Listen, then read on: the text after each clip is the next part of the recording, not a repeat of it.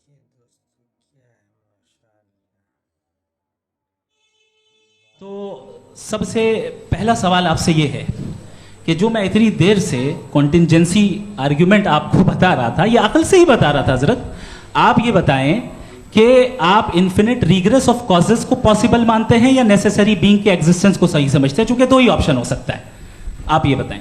देखिए, आपको मैं ईमानदारी से बात करूं, एक तो मैं कॉन्टिजेंसी वर्ड ठीक से समझता नहीं, और इस वक्त भी जो आपने अंग्रेज़ी के अल्फाज इस्तेमाल किए वो ज़रा थोड़े से मुझे डिफ़िकल्ट और कॉम्प्लिकेटेड लगे, तो आप ज़रा सिंपल ज़बान में सवाल कर सकते हैं। बिल्कुल कर सकता हूँ जी। यूनिवर्स की हर चीज़ कॉन्टिंजेंट होने का मतलब ये है कि वो अपने एग्जिस्टेंस में किसी के ऊपर डिपेंडेड है। जो भी चीज़ डिपेंडेड होगी वो चीज़ इंडिपेंडेंट नहीं हो सकती, तो उसका कोई ना कोई कॉज होगा। तो अब आप क्या समझते हैं कि ये इन्फिनिट रिग्रेस है, यानी कॉज पर कॉज, कॉज पर कॉज, कॉज पर कॉज, और कभी कोई यानी ये एंडलेसली चलता रहा? क्योंकि अगर ऐसा होगा तो हम तो एग्जिस्टेंस में आते ही नहीं। लॉजिकली ये मुत्तफक अलैह चीज़ है, मुत्तफक अलैह, अग्रीड अपॉन। ओके, इस पे हमने एग्री किया था कि मुश्किल शब्द आएगा तो अर्थ बताना पड़ेगा। तो इन्फिनिट रिग्रेस तो पॉसिबल नहीं है, तो कहीं ना कहीं आपको रुकना पड़ेगा ऐसे नेसेसरी बीइंग पर। नहीं, कोई ज़रूरत नहीं रुकने की। किसने कहा आप रुकना पड़ेगा? आप रुकते हैं खुदा पे, आप नहीं रुकते। आप कहते हैं वो हमेशा से, जब उस वक्त से है जब वक्त नहीं था। आप कहाँ रुकते हैं कि अब हुआ था वो? आप नहीं कहते। हम क्यों नहीं मान सकते कि यूनिवर्स जो है और बल्कि मल्टीवर्सेस जो है वो हमेशा से हैं, वो बनती है, बिगड़ती है। एक हमारे यहाँ एक चीज़ है, ब्लैक होल, वो समेट लेता है वापस, फिर ब्लास्ट होता है, फिर फैल जाता है। और इसमें हमारी तो खैर कोई औकात ही नहीं है इंसान की। एक छोटे से ज़र्रे पे हम 50-60 साल की उम्र रखते हैं, जो करोड़ों अरबों साल की कायनात है उसमें, और पैदा भी नहायत ही बेहुदा वजह से हुए थे। तो इसमें ये सोचना कि इसकी वजूहात और ये क्यों है, ये डिपेंडेंट है, ये हम देख रहे हैं, क्या मालूम। आप सोचिए कि ये जो फैल रही है कायनात, ये कहाँ फैल रही है, ये कहाँ जा रही है, और ये फैल क्यों रही है? अरे बना ली थी तुमने, रुको भैया, हमें काफ़ी है। ये फैल क्यों रही है? ये और कौन सी कायनात जिसे मैं दूरबीन से देखता हूँ तो 2 बिलियन लाइट ईयर पे है, उससे मेरा कोई वास्ता ही नहीं है। 2 बिलियन ईयर यानी अगर मैं 80,000 माइल्स पर सेकेंड से चलूँ तो 20 करोड़ साल में वहाँ पहुँच जाऊँगा। इसकी ज़रूरत क्या थी? ये दुनिया, ये कायनात तो इंसान अशरफुल मखलूक़ात के लिए बनाई गई ना। तो ये सब ये टर्म समझ में नहीं आया, इसमें कोई ख़ास समझने वाली बात थी भी नहीं। ये जो अल्टीमेट कहा यह जाता है कि ये जो पूरी यूनिवर्स है, ये जो दुनिया है, ये इंसान के लिए बनाई गई। अच्छा, ये सब इंसान के लिए। क्यों साहब, सही है ना? बिल्कुल, लेकिन इसका ये मतलब नहीं कि किसी चीज के पीछे रीजन आपको नहीं पता तो रीजन नहीं है, इसे कहते हैं नहीं, मुझे नहीं पता, लेकिन मेरी जिम्मेदारी नहीं है। वो बिल्कुल सही कहा था उसने, बर्टन रसल ने। आपने उसे मजाक में टाल दिया कि भाई आप एक दावा कर रहे हैं, मैं क्यों कहूँ कि ये गलत है दावा? आप प्रूफ कीजिए, मेरे पे जिम्मेदारी ही नहीं है, मैंने थोड़ी कहा है। आप प्रूफ कीजिए कि ये सही है। आप आर्ग्यूमेंट ऑफ कंटिजेंसी का जवाब ही नहीं दे रहे हैं। पूछना चाहेंगे? आप सवाल पूछना चाहेंगे मुफ्ती साहब से? क्योंकि ये क्रॉस एग्जामिनेशन का दौर है। आप जैसे पहले बोल रहे थे फेथ को लेके कुछ, मैं ये पूछना चाहूँगा कि खुदा ने जो भी रेवोल्यूशन किए हैं, एक मज़हब के नहीं बहुत से मज़हबों में किए हैं, अलग अलग रेवोल्यूशन है। कहीं कुछ एक बातें हैं, कॉन्ट्रडिक्शन भी है आपस में, कहीं कुछ आप कर सकते हैं, कहीं कुछ नहीं कर सकते। ऐसा नहीं है कि सबकी कोड ऑफ मॉरल एक है। तो ये किस्सा क्या है? अब आप ये देखिए कि मुझे कभी कभी लगता है कि ये जो फुटबॉल फाइनल होता है, लाखों लोग होते हैं, फिर वो टीवी कवर कर करोड़ों लोग, अगर उसमें खुदा की एक बूमिंग आवाज़ आ जाती, मैं गॉड हूँ, तो सारे लोग अभी सुन लेते और टीवी पे भी सुन लेते, किस्सा ख़त्म होता। ये इतनी राजदारी क्या है कि तुम सामने कुछ तो सबूत दे दो हमें सॉलिड। ये कह साहब ये यूनिवर्स कैसे बनी, इससे मसला क्या हल होगा? मैं पूछूंगा आपसे खुदा कैसे बना? क्यों नहीं पूछूंगा कैसे बना? बल्कि वो तो कायनात से कहीं ज़्यादा इंटेलिजेंट है, कायनात से कहीं ज़्यादा कॉम्प्लेक्स। जी वो हमेशा से है। आप कहेंगे मैं मान लूँगा।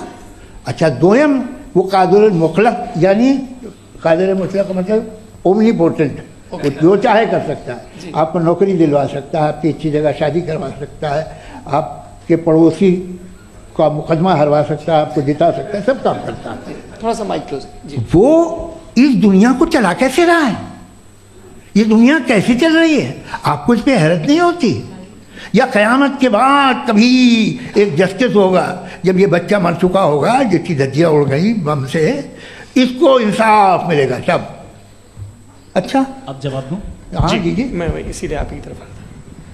सबसे पहले आपने रेवलेशन और स्क्रिप्चर्स की बात की, इस पे मैं बात कर सकता हूं लेकिन आज नहीं करूंगा चूंकि वक्त कम है, कभी और इस पे डिस्कस करेंगे। मैं तैयार हूं उस पे भी बात करने के लिए। ये अभी से राउंड 2 की भूमिका तय हो रही है। Does God exist round 2? जी, चूंकि आज गॉड के एग्जिस्टेंस पे बात है तो मैं उसी के रिलेटेड जो है आपके सवालात को एंटरटेन भी करूंगा और मैं भी पूछूंगा। आपने कहा कि आपने साबित ही नहीं किया, जबकि आर्ग्यूमेंट ऑफ कॉन्टिजेंसी बुनियादी आर्ग्यूमेंट है। आप मुझे कॉन्टिजेंसी का मतलब बताइए, आपका मतलब क्या कॉन्टिजेंसी? कॉन्टिजेंसी का मतलब यह हुआ कि हर वो वजूद जो किसी भी चीज़ का पाबंद है, हर वो वजूद या हर वो चीज़ जो अपने एग्जिस्टेंस में किसी भी चीज़ के पाबंद है और उससे बाउंड है, उसको उसकी ज़रूरत है, उस पर डिपेंड करती है, तो जाहिर सी बात है कि उसका कोई ना कोई कॉज होता है। ये तो अक्ल की बात है, ये आप रीजनिंग की बात करते हैं, मैं वही कर रहा हूँ। दूसरी चीज़ आपने ये बात कही कि इतने बिलियन लाइट ईयर्स दूर है, उसका मेरा क्या लेना देना। फिर मेरे ख्याल से आपको ये नहीं कहना चाहिए I think therefore I am an atheist. आपको सोचना चाहिए, सिर्फ आप एक लिमिटेड दायरे में रहकर नहीं सोचें बल्कि बाहर निकलकर सोचें।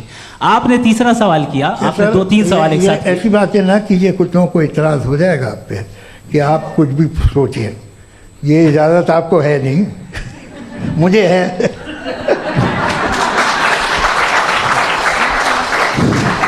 जी, आपने प्रॉब्लम ऑफ इविल के ताल्लुक से सवाल किया और बार बार आप एक लफ्ज रिपीट कर रहे हैं कि ओमनीपोटेंट गॉड है, ऑल पावरफुल गॉड है। यही तो दरअसल समझना है कि गॉड का कॉन्सेप्ट क्या है। प्रॉब्लम ऑफ इविल जो है, प्रॉब्लम ऑफ इविल दर हकीकत 2 असम्पशंस पर कायम है। अगर आप इन 2 असम्पशंस को समझ जाएं तो ये प्रॉब्लम नहीं रहेगी, आर्ग्यूमेंट आपको समझ में आ जाएगी कि ये कोलैप्स कर जाता है। पॉइंट नंबर 1, यानी जो आपका सबसे पहला फॉल्स असम्पशन है कि गॉड मर्सीफुल है, ओमनीपोटेंट है, दुनिया में जुल्म हो रहा है। लेकिन आपको यह समझना चाहिए कि हमारे वर्ल्ड व्यू के मुताबिक गॉड सिर्फ ओमनीपोटेंट और सिर्फ मर्सीफुल नहीं है, बल्कि वो ऑल वाइज भी है और वो ऑल नोइंग भी है। उसके हर काम के पीछे हिकमत और विजडम है। ये कोई जरूरी नहीं है कि वो हिकमत और विजडम आपको समझ में आए या मुझे समझ में आए। अगर आप जो समझ रहे हैं उसके मुताबिक आप फैसला कर रहे हैं, ये लिमिटेड पर्सपेक्टिव से आर्ग्यूमेंट है। और इस चीज को हम अपनी दुनिया में, अपने लाइफ में, डेली लाइफ में इस प्रिंसिपल को एक्सेप्ट करते हैं। हम जब किसी डॉक्टर के पास जाते हैं, डॉक्टर के पास जाकर वो अगर उसने हमें कोई दवाई दी है तो हम ये तो नहीं कहते कि जब तक आपके पास जितना नॉलेज और जितना विजडम नहीं है, आपने क्यों ये दवाई दी है, तब तक हम इस चीज को एक्सेप्ट नहीं करेंगे। नहीं कहते, हम उसकी अथॉरिटी को तस्लीम करते हैं। क्यों? क्योंकि उसकी हम जानते हैं कि वो नॉलेजेबल है, वो विजडम वाला है, हमसे ज्यादा नॉलेज और हमसे ज्यादा विजडम है। बताएं सर। नहीं, डॉक्टर में और खुदा में बड़ा डिफरेंस है। डॉक्टर पढ़ा लिखा होता है, एक तो मैं उसकी बात सुनूंगा। दोनों ये नहीं, कुछ जवाब तो ये भी नहीं है सर। प्लीज आप अगर सब ऑडियंस से बोलने लगेंगे तो फिर मतलब नहीं सिविलाइज्ड बहस का। मतलब आप ये कहें कि चूंकि आप डॉक्टर पे बिलीव करते हैं इसलिए खुदा पे बिलीव किए, क्या ये मिसाल आपको समझाने के लिए आर्गुमेंट है, इस पे आपको एतराज नहीं है। तो सिंपल बात ये है कि मैं अगर ये यकीन कर लूँ कि एक ओमनीपोटेंट उसकी मसलहत है, ये जो बच्चे मर रहे हैं ये मसलहत है उसकी, मुझे नहीं चाहिए इसकी मसलहत। उसकी मसलहत नहीं, यही तो समझना है, मतलब एक्सपीरियंस। अच्छा, इस आपने अभी मेरी बात पूरी सुनी नहीं। मैंने कहा आपका पूरा आर्ग्यूमेंट 2 फॉल्स असम्पशंस पर है। एक फॉल्स असम्पशन मैंने बता दिया, दूसरा फॉल्स असम्पशन ये है कि इस दुनिया में इविल के होने का कोई गुड रीजन नहीं है, जबकि हमारे पास बाज रीजंस मौजूद हैं, हमारे पास बाज वजूहात मौजूद हैं। अगर इस दुनिया में इविल ना हो तो आप गुड को डिफाइन कैसे करेंगे? अगर जुल्म ना हो आप इंसाफ को समझेंगे कैसे? अगर तारीकी ना हो तो आप लाइट को समझेंगे कैसे? बहुत अच्छे। अभी और सुन लें, अभी और बाकी है। ये तो बात बहुत पसंद आई साहब मुझे कि जब तक रेप ना हो तब तक औरतों की इज्जत का ख्याल आपने मेरा जवाब पूरा सुना ही नहीं। जब तक के बच्चों का कत्ल ना किया जाए तब तक आपको बच्चों की मासूमियत की इज्जत। आपने पूरा जवाब सुना ही नहीं। क्या बात है, क्या आपने नुक्ता निकाला? आपने पूरा जवाब सुना ही नहीं। आप सुन लें, मेरी बात सुन लें। ये मैंने आपको एक चीज बताई। दूसरी चीज, इस दुनिया में हम आए हैं टेस्ट के लिए, हमारा टेस्ट हो रहा है और हर इंसान का अलग अलग अंदाज में टेस्ट होता है। और इस दुनिया में अगर ईविल मौजूद है तो वो ईविल जरिया है हमारे अंदर ह्यूमन नोबल क्वालिटीज को डेवलप करने का और अलग अलग फील्ड में प्रोग्रेस करने का। और अगर हमारे अंदर और इस दुनिया में ईविल नहीं होता तो बताइए टेस्ट का मतलब क्या होता? अगर मैं अपने स्टूडेंट को एमसीक्यूज दूं और उसमें सिर्फ राइट आंसर लिख कर दे दूं और कहूं तुम्हारा टेस्ट हो गया, ये मीनिंगलेस है। इस दुनिया में अगर हम टेस्ट के लिए आए हैं तो जाहिर है गुड एंड ईविल दोनों मौजूद है। तो अगर गुड एंड ईविल दोनों मौजूद है तो ये ईविल भी खुदा का बनाया हुआ है? जी हाँ, खुदा का बनाया हुआ है। लेकिन अच्छा, चलो अच्छी बात। जी बिल्कुल, तो बिल्कुल खुदा ने बनाया। अभी तो ये है कि जो मेजॉरिटी है दुनिया में वो ईविल है, तो ये खुदा एक्चुअली ईविल के साइड पे लग रहा है मुझे। बिल्कुल भी मैं बता मेजॉरिटी में तो वो है। क्या बात कर रहे हैं भाई आप? कोई भी जो मुंसिफ होगा, चाहे आपका अपना घर हो जिसके आप सबसे बड़े हैं, चाहे आपकी ऑर्गेनाइजेशन हो जो आप चलाते हैं, वहां पर आप ईविल रखेंगे साबित करने को कि बाकी लोग शरीफ हैं? मेरी बात सुनिए, क्या ये आर्ग्यूमेंट ही गलत है? अगर कि जब तक के कोई ईविल नहीं होगा तब तक के शरीफ आदमी शरीफ नहीं लगेगा। अगर एग्जामिनर गलत ऑप्शन दे रहा है तो एग्जामिनर ईविल नहीं हो गया, जो गलत ऑप्शन को सेलेक्ट कर रहा है वो फेल होगा। क्रिएटर ने ईविल को बनाया है लेकिन वो ईविल नहीं है। अच्छा सुनिए मेरी बात, लेट मी कंप्लीट सर। जी जी। क्रिएटर ने ईविल को बनाया है टेस्ट के लिए, वो ईविल नहीं है। ईविल वो होगा जो उसे इख्तियार करेगा। छुरी को बनाने वाला गलत नहीं होता है, छुरी का गलत इस्तेमाल करने वाला गलत होता है। रेप को कैसे गलत इस्तेमाल करते हैं? रेप इंसान के फ्री विल का नतीजा है। ये रेप कैसे गलत इस्तेमाल होता है? ये मुझे अब सुन लें, गलत इस्तेमाल होता है। हाँ मैं बता रहा हूँ ना, कैसे गलत? मैं बता रहा हूँ कि जो ईविल इस दुनिया में मौजूद है उसके कई सारे तरीके हैं। एक तरीका इंसान का अपना फ्री विल है। अब अगर कोई रेपिस्ट रेप कर रहा है तो इसका गॉड का कसूर नहीं है, वो अपने फ्री विल का गलत इस्तेमाल कर रहा है, उसको सजा मिलनी चाहिए। अच्छा। और उसी के लिए जहन्नम बनाई गई है। ये फ्री विल का भी बड़ा चक्कर। आप जब कोई बुरा काम करते हैं या कोई बुराई होती है तो ये कहा जाता है कि ये फ्री विल है। 7 billion free wills are moving on this planet. 7 billion free will. और एक आदमी अपनी फ्री विल से मुझे कत्ल कर दे तो मैं खुदा की मर्जी से मरा हूँ कि इसकी फ्री विल की वजह से? मेरी मौत खुदा के हाथ है या ये फ्री विल वाले के हाथ है? खुदा ने फ्री विल का निज़ाम बनाया है और उस निज़ाम का गलत इस्तेमाल करके कोई आपको मार रहा है, इस्तेमाल करके मेरा कत्ल कर देता है। अब मेरी मौत का जिम्मेदार कौन है? वो इंसान जिम्मेदार है। वो इंसान। जी। तो ये कहना कि और उसको सजा मिलेगी।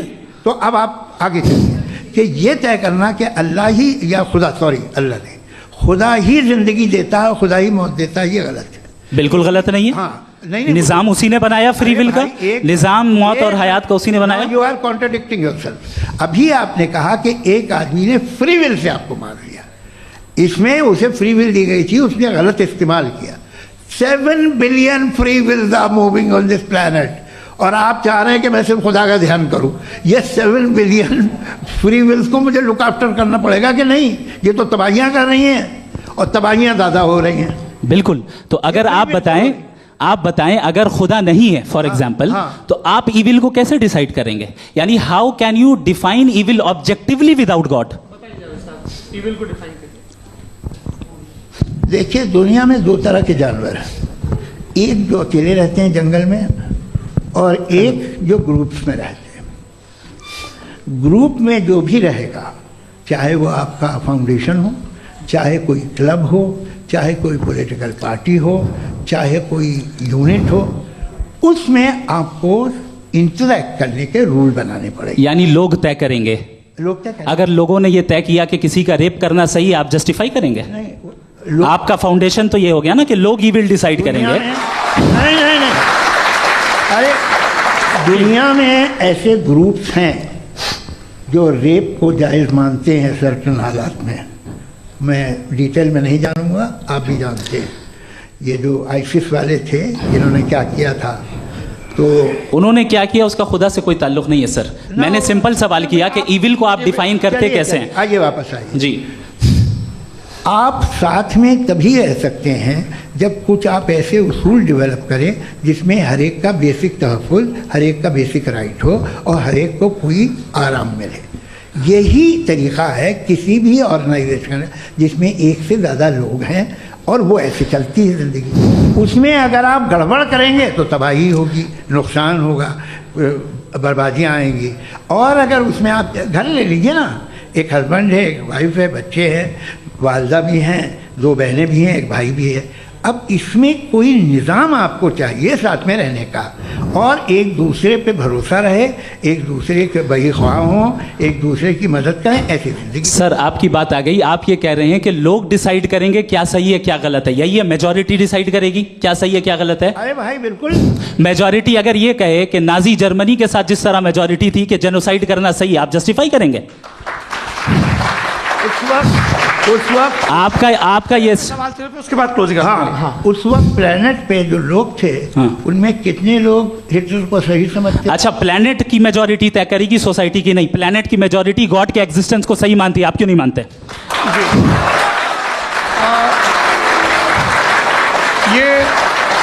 हेलो ये क्रॉस क्वेश्चन का राउंड यहाँ पर समाप्त होता है। और ये बड़ा अच्छा है कि इस तरह से फ्रेगमेंट कर दिया गया है ताकि जो मरकरी ऊपर जा रहा है नीचे जवाब दे दूँ जी। प्लेनेट की ज़्यादातर मेजॉरिटी कुछ दूसरे मजहबों के खुदा को मानती है। आप उन्हें क्यों नहीं? आप तो मेजॉरिटी की बात कर रहे हैं। अच्छा, ये क्लोजिंग आप ये कह रहे हैं इविल और गुड को डिसाइड मेजॉरिटी करेगी, मेजॉरिटी जो कर दे वो सही हो जाएगा। क्लोजिंग इसको जैसा आप ही लोगों ने तय किया है उसी फॉर्मेट को फॉलो कर लेते हैं। हाँ भाई, मैंने तो भले लोगों पे एतबार किया और तब मॉडरेशन तय किया। जी, आपके पास 5 मिनट का वक्त है, क्लोजिंग आर्ग्यूमेंट है, उसके बाद हम ऑडियंस से क्वेश्चन आंसर लेंगे जावेद साहब की क्लोजिंग आर्ग्यूमेंट के बाद। ओके, बहुत शुक्रिया जी। हमारा जो टॉपिक है डज गॉड एग्जिस्ट, मैं इस पे इतने एकेडमिक तैयारी करके आया था, मुझे था कि मैंने सोचा था कि कई सारे मैं आर्ग्यूमेंट्स दूंगा, लेकिन वक्त की भी किल्लत और जावेद साहब बार बार इधर उधर चले जा रहे थे तो उसको भी थोड़ा एंटरटेन करना पड़ गया।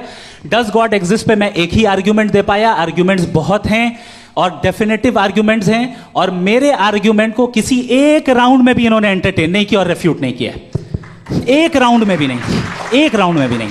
और ना ही अभी आपका क्लोजिंग आर्गुमेंट आएगा, नहीं वो बता देना। Argument of contingency sir. अरे मैं आपसे कई बार कह चुका हूँ कंटिजेंसी का मतलब। अब मैं कैसे समझाऊं आपको? आपस में हाँ, आप और कितने आसानी से समझाऊं मैं, मुझे तो नहीं समझ में आ रहा है। आप अपनी आर्गुमेंट ऑफ कंटिजेंसी उर्दू में बोल सकते हैं। हाँ, आप अपनी बात पूरी कर लें जी, आखिरी 4 मिनट। दूसरी चीज, just a minute please ma'am, can I talk? दूसरी चीज ये है कि आपने एक तो इसका जवाब नहीं दिया, दूसरा आपने गॉड के ना होने पर कोई डेफिनेटिव आर्ग्यूमेंट नहीं दिया, सिर्फ मजहब पे बात कर रहे हैं आप। मजहब तो आज हमारा टॉपिक ही नहीं था, आज तो हमारा टॉपिक हो, आप मजहब से ले लेकर आईएस तक चले गए। भाई हमारा क्या ताल्लुक है उससे? We condemn them. और उसका गॉड से क्या ताल्लुक है? अगर कोई गलत काम कर रहा है, किसी ने किसी को कत्ल किया, किसी ने किसी का रेप किया, उसको सजा मिलनी चाहिए। और आपके पास कोई भी rational strong foundation of morality नहीं है।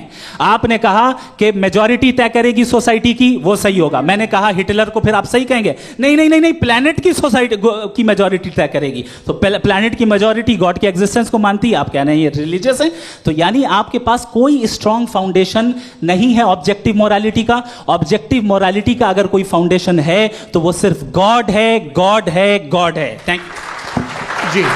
ये मुफ्ती शमाइल नदवी साहब का क्लोजिंग आर्ग्यूमेंट था। अब हमारे पास जी जी ये बड़ा अच्छा है कि दोनों लोगों को मॉडरेटर से शिकायत भी और बोल रहे भाई हमारी शाबाशी भी तो करते चलो। अब मेरी बात जी, आपके पास जावेद अख्तर साहब 5 मिनट का वक्त है, ये आपका क्लोजिंग आर्ग्यूमेंट है, टाइम रीसेट कर दें जी। देखिए, बहुत सारी बातें हैं। गॉड का डेफिनेशन दुनिया के किसी भी रिलीजन में है कि वो ओमनीपोटेंट है, ओमनीप्रेजेंट है, he is just, he is kind, he loves you and so on. मैं जब दुनिया देखता हूँ तो मुझे कोई ऐसा सुप्रीम पावर यहाँ दिखाई नहीं देती है जो इंसान की बहबूदी के लिए कुछ कर रही हो, कमज़ोर को बचा रही हो, मदद कर रही हो, जालिम को पीछे हटा रही हो। मैं नहीं देखा, तारीख़ में नहीं। एक तो अगर है और ये देख रहा है तमाशा, तो उसका होना न होना बराबर है। दोयम ये कि ये जो है, जब आप ये कहते हैं कि कायनात जिसकी कंटिजेंसी है, मैं देखिए वो लफ्ज़ इस्तेमाल किया मैं, तो ये कैसे हो सकती है भाई? और फौरन आप सरेंडर कर देते हैं कि जाहिर है कि इसका बनाने वाला तो इससे 10,000 गुना ज़्यादा कॉम्प्लिकेटेड होगा, उस पर आपके होने पे कोई इतराज़ नहीं है। उसे वो टाइमलेस है, वो पहले से था, टाइम तो बहुत बाद में आया, ये सब आप मानने को तैयार है, जिसका आपके पास कोई सबूत नहीं, आपके पास कोई रीज़न नहीं है। आपकी तारीख क्या है मज़हबों की, बिलीफ की, जो खुदाओं का बिलीफ है, ये कॉन्स्टेंटली गलत साबित होता रहा है। मतलब आप कहें कि अरिस्टोटल के ज़माने में तो सब जाहिल थे, वो भी इतने ही यकीन से खुदा पे यकीन रखते थे, जो अब नहीं रहा, ये भी नहीं रहेगा, आप लिख लीजिए।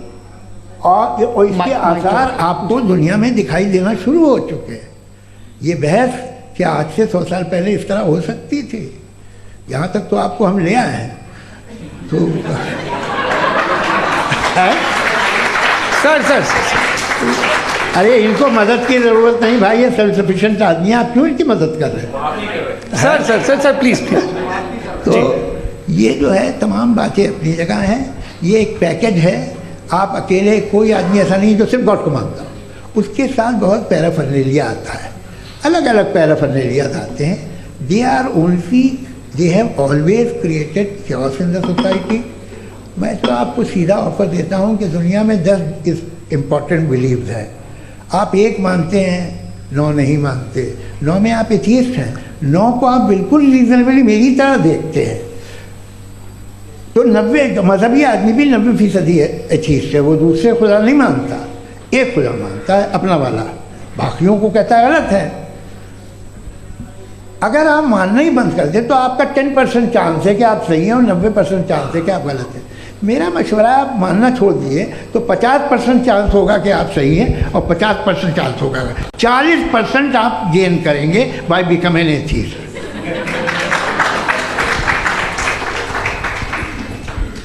ये एक फरसूदा ख्याल है, ये ख़त्म हो रहा है, हो सकता है मेरी ज़िंदगी में ना हो, लेकिन ये हो जाएगा।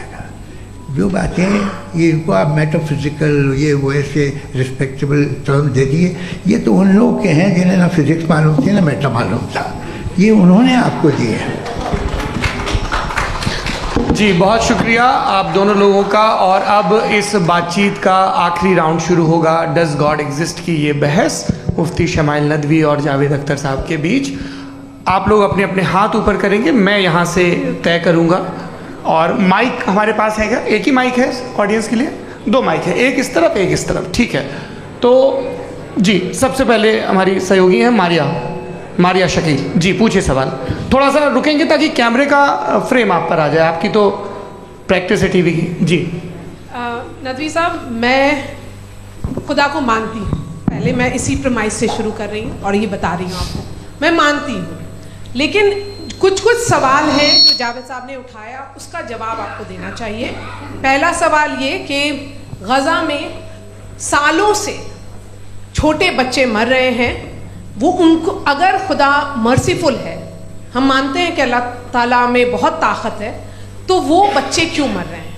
दूसरी बात ये कि अगर कंटिजेंसी की जो आप बात करते हैं, पूरे मुस्लिम ममालिक मिल करके भी उन गज़ा के बच्चों को क्यों नहीं बचा पा रहे हैं? क्योंकि अगर वो चाहते, क्योंकि अल्लाह ताला उन पर हुकूमत करते हैं, सब पर हुकूमत करते हैं, तो वो उनको क्यों नहीं बचा? जी थैंक यू वेरी मच। बहुत अच्छा किया आपने इस चीज़ को जिक्र कर दिया, मैं इसको और अच्छे से एक्सप्लेन करने की कोशिश करता हूँ। देखें, जहाँ तक आपने कहा कि गज़ा के बच्चों को मारा जा रहा है, देखें 2 वर्ल्ड व्यू है, एक एथिस्टिक वर्ल्ड व्यू, एक थीस्टिक वर्ल्ड व्यू है। बच्चे मर रहे हैं दोनों वर्ल्ड व्यू में, लेकिन हमारा वर्ल्ड व्यू कह रहा है कि रिकॉम्पेंस है, ये कह रहे हैं कि उनका मरना बेकार जाने वाला है, कोई उसका रिकॉम्पेंस नहीं है, चूंकि इनके यहाँ आखिरत और अल्लाह का कोई तसव्वुर या गॉड का कोई तसव्वुर नहीं है। आपने ये सवाल किया कि गॉड मर्सीफुल है, क्यों नहीं रोकता? ये मैंने बताया कि ये मिसकंसेप्शन है लोगों के दरमियान कि गॉड को सिर्फ मर्सीफुल और ओमनीपोटेंट समझते हैं। गॉड के सिर्फ यही 2 एट्रीब्यूट्स नहीं हैं, गॉड के कई सारे एट्रीब्यूट्स हैं, उनमें से अल हकीम भी है, उनमें से ऑल वाइज भी है, ऑल नोइंग भी है। लिहाजा अगर इस दुनिया में किसी को तकलीफ आ रही है और गॉड उसको नहीं रोक रहा है, वो इसलिए नहीं रोक रहा है चूंकि इंसानों को फ्री विल दिया गया है। ठीक इसी तरीके से अगर एक डॉक्टर किसी छोटे बच्चे को इंजेक्शन लगा रहा है, उसे तकलीफ पहुंच रही है, उसके लिमिटेड पर्सपेक्टिव के एतबार से ये गलत हो रहा है और डॉक्टर बुरा है, लेकिन जब आप ब्रॉडर पिक्चर को देखेंगी, आपके और हमारे पास सिर्फ एक पिक्सल है, हमें इतना नजर आ रहा है कि गजा में कत्ल हो रहा है, लेकिन इसके पीछे कितना रिकॉम्पेंस उनको मिलने वाला है, पूरा पिक्चर गॉड के पास है। तो एक पिक्सल से आप पूरे पिक्चर को कभी भी जज नहीं कर सकती। आप इसमें कुछ जोड़ना चाहेंगे? आपको कुछ बोलना है इसमें? भैया आपने बहुत अच्छा जस्टिफिकेशन दिया। या आप वो जो वहाँ के प्राइम मिनिस्टर इजराइल के उन्हें भेजिए, वो बहुत खुश होंगे। आप जस्टिफिकेशन दे देना कि अगर गॉड नहीं है तो बच्चे क्यों मर रहे हैं, आप बताएं। वो ये सवाल पूछ रहे हैं कि अगर आप ईश्वर का अस्तित्व नहीं मानते हैं तो उन बच्चों की मौत को आप कैसे इंटरप्रेट करते हैं? भाई ये दुनिया जो है, जो ताकतवर लोग होते हैं वो एक नाइंसाफ़ी करते हैं। तो ये अच्छा काम है आपके नज़दीक, तो नेचर नाइंसाफ़ी पे मबनी है। अरे मेरे भाई, आप नेचर की कहाँ बात कर रहे हैं, तो इंसान की बात। तो फिर जब मैं इंसान की बात कर रहा था, आप नेचर की बात करने लग गए। क्रॉस एग्जामिनेशन नहीं। हाँ, अब आप मुझे बोलने नहीं देंगे तो अलग बात है, आप बोलिए, मैं मुझे कोई चीज़ जी नहीं, ये क्रॉस एग्जामिनेशन। क्रॉस एग्जामिनेशन तो लेने दीजिए जी, बोलिए। क्या बात ये है कि ह्यूमन सोसाइटी तभी साथ में रह सकती है जब वो मोहब्बत से, एकता से, एक दूसरे के एहतराम करके रहे। इसके अलावा पॉसिबल नहीं है, अकेले तो इंसान रह नहीं सकता। वहाँ पर कुछ लोग हैं जो फाउल करते हैं। वो फाउल हमेशा से तारीख में होता आया है। आज ये हो रहा है, जो हो रहा है बहुत बुरा हो रहा है, बहुत जालिमाना है, बहुत जाबराना है। उसको आप कहें कि ये बच्चों को कॉम्पनसेशन मिल जाएगा या इसकी इंजेक्शन है, इंजेक्शन तो हेल्थ के लिए दिया जाता है। आप ये कह रहे हैं कि ये बच्चों की जो धज्जियां उड़ रही हैं ये इंजेक्शन है, ये टेस्ट है, ये टेस्ट है, और उस टेस्ट में उनको ऐसा रिकॉम्पेंस मिलेगा जो आपके तस्वुर के बाहर है। ये आप 3 बरस के बच्चे को बारूद से उड़ा के टेस्ट ले रहे हैं। वाह, वो नहीं ले रहा है, खुदा नहीं उड़ा रहा है, इजराइल उड़ा रहा है जी। ये तो उसको कंडेम अगला सवाल लेते हैं प्रोफेसर पुरुषोत्तम अग्रवाल। मुफ्ती साहब, एक निवेदन आपसे है कि कम से कम थोड़ा सा माइक क्लोज, एक रिलीजियस और फिलोसफिकल कर मैं प्लीज। एक रिलीजियस और फिलोसफिकल ट्रेडिशन है जो ब्रह्मांड को यानी यूनिवर्स को ही अंतिम मानती है। सर्वम खलु इदम ब्रह्मम, this is Chandogya Upanishad, and it completely rules out the existence और नेसेसिटी, आपके शब्दों में necessity of a creator. The creation itself is the creator. तो एक मिनट प्लीज। दूसरा जो सवाल आपने अभी, जो आप बार बार कह रहे हैं कि भगवान विद्वान भी है, वाइज, सब जानने वाला, तो अगर विजडम में दुनिया भर के पापों और अत्याचारों को बर्दाश्त करना शामिल है, तो फिर इसका मतलब ये हुआ कि अगर मैं फ्री विल से उसको अपोज करता हूं तो ईश्वर की विजडम और मेरी फ्री विल में कॉन्ट्राडिक्शन है। Because when I am opposing whatever is happening in Gaza, then I am opposing the God's will और गॉड्स विजडम।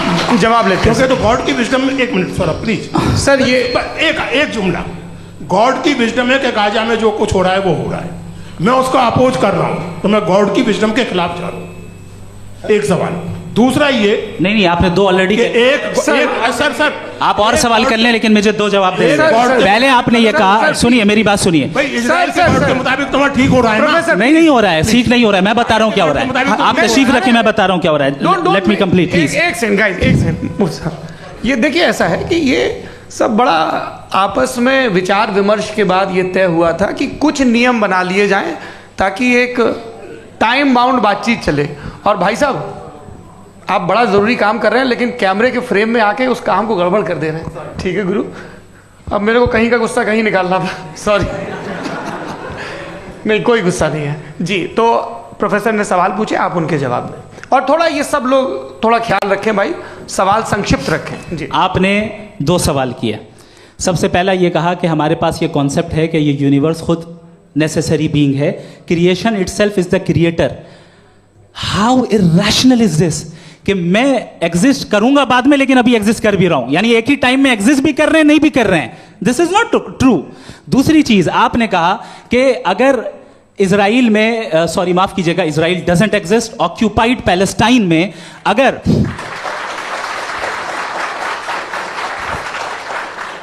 ऑक्यूपाइड पैलेस्टाइन में बच्चों को मारा जा रहा है फ्री विल की वजह से और गॉड नहीं रोक रहा, ये कॉन्ट्राडिक्शन है। ये बताइए कि एक एग्जाम में एक बच्चा गलत आंसर लिख रहा है, सुनिए, एग्जामिनर चाहे तो रोक सकता है, क्यों नहीं रोक रहा है? ये कॉन्ट्राडिक्शन है, ये कॉन्ट्राडिक्शन नहीं है। माइक नहीं सर, ये आपस में जी, ये क्या आपका सवाल? माइक दीजिए। फ्री विल दिया गया है टेस्ट के लिए, अकाउंटेबिलिटी के लिए। अगर फ्री विल नहीं होता तो आप कहते हैं हमें रोबोट बना दिया गया। नॉट मिसरिप्रेजेंट माय पोजीशन, आपकी जो भी पोजीशन।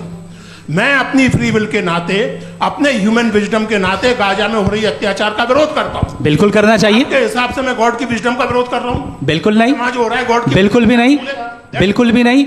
उसका वहां पर गाजा में कत्ल होना ये इंसानों के गलत इस्तेमाल का नतीजा है, फ्री विल के इस्तेमाल का नतीजा है। गॉड इसका हुक्म नहीं देता, उससे रोकता है। यही तो मसला है ना, आपके लिए कॉन्सेप्ट क्लियर नहीं नहीं भाई, आपने तो बताया था इंजेक्शन लगाने से बच्चे को तकलीफ होती है, ये इंजेक्शन लगा। सर आप ऐसे रेटोरिक स्टेटमेंट दें तब तो कोई मसला नहीं समझते रहेंगे। This is a rhetoric statement, this is not a logical argument sir. I am sorry, I am sorry. आखिरी 30 मिनट बड़े मुश्किल होने वाले हैं। जी मुफ्ती साहब आगे बैठे हैं, इनको माइक दीजिए। हाँ तरुण, माइक आप अपने पास रखिए, आपको कैमरे का फ्रेम पता है जी। सबसे पहले दोनों को मुबारकबाद। एक सर अपना आप नाम बता दें। आप अमेरिका में शिकागो में रहते हैं, इतना मुझे याद है। बताया आप, यासिर नदीम अलवाजी।